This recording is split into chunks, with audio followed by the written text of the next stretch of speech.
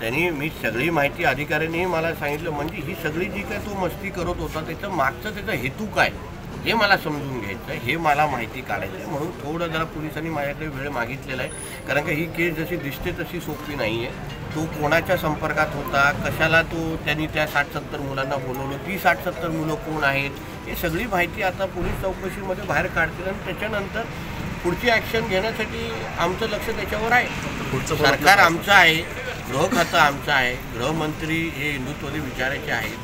कुठेही ह्या गोष्टी आमच्या राज्यात तरी सहन होणार नाही अशी स्पष्ट भूमिका आमची आहे. पण त्याचबरोबर इकडे राहणाऱ्या मुस्लिम समाजाची पण बदनामी ह्या निमित्ताने होता कामा नये याची पण काळजी आम्ही ह्या निमित्ताने घेऊ.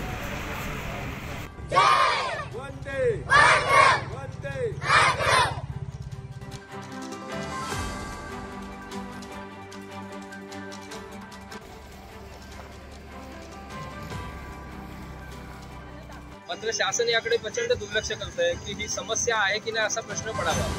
गेले वर्षभर वाट बघून मी कंटाळून शेवटी आज नाईलाजाने हे पत्र दिलं आहे की शासनाला जर वानर वाकडांचा कायमचा बंदोबस्त करायचा नसेल तर किमान आम्हाला तरी आत्महत्येची परवानगी द्या, जेणेकरून आम्हाला रोजचं मरण ते आहे आज. कारण आम्ही कष्ट करतो, प्रचंड पैसे घालवतो आणि पदरात तर काहीच पडत नसेल तर मग कशासाठी जगायचं. आणि हे वर्षानुवर्ष असं चालणार असलं तर आम्ही किती सहन करू. आता आमची सहनशक्तीची मर्यादा संपत चालली.